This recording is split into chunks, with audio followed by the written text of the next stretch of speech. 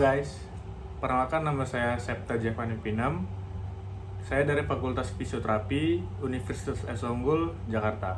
Nah, di video kali ini saya akan menjelaskan tentang cedera pada ankle atau yang disebut ankle impingement syndrome. Nah, di sini saya akan membahas tentang ankle impingement syndrome. Anatomi sendi ankle. Pada kasus ankle impingement syndrome, sendi yang bermasalah adalah sendi thoracolumbar. Apa sih thoracolumbar itu? Jadi thoracolumbar adalah sendi yang mempertemukan tulang tibia, fibula, dan talus. Ankle impingement syndrome itu terbagi menjadi dua kasus. Yang pertama, anterior ankle impingement syndrome. Yang kedua, posterior ankle impingement syndrome.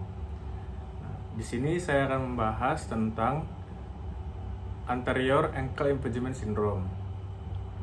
Jadi, ankle impingement syndrome disebabkan oleh penjempitan di sendi thoracolumbar yang disebabkan oleh tumbuhnya tulang baru atau disebut osteofit. Ankle impingement syndrome merupakan gangguan kronis yang artinya penyakit yang muncul setelah masalah terlebih dahulu pada ankle atau riwayat cedera pada ankle. Riwayat pada pasien penderita ankle impingement syndrome biasanya ditemukan riwayat cedera sprain ankle yang menyebabkan ketidakstabilan dari sendi itu sendiri. Cedera sprain pada ankle akan timbul gejala seperti inflamasi yang menyebabkan penurunan elastisitas jaringan lunak yang akan mengarah ke impingement.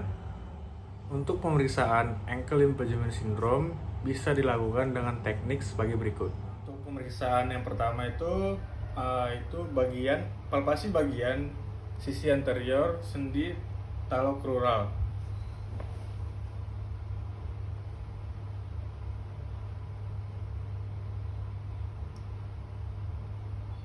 Oke. Untuk pemeriksaan yang kedua itu kita menggunakan bantal untuk menyanggah kaki pasien.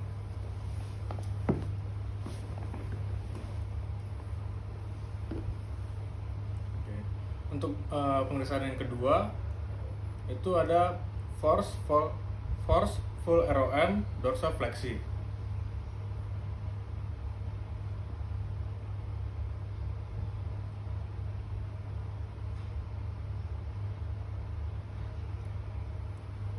Oke, untuk gerakan yang ketiga, pemeriksaan yang ketiga, menekan bagian anterior lateral pada dorsal plantar fleksi.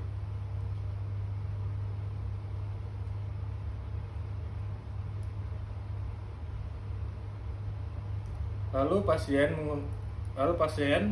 dengan aktif menggerakkan ke arah dorsal fleksi.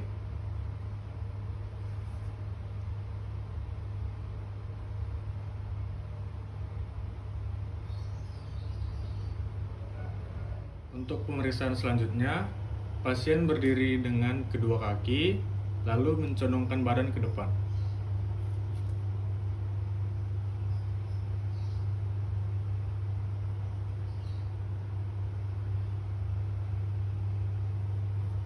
Apabila saat pemeriksaan dilakukan, pasien merasa nyeri, berarti pasien terindikasi mengalami ankle impingement syndrome. Untuk penanganan atau intervensi pada masa akut bisa diberikan krioterapi atau terapi es dan obat antiinflamasi.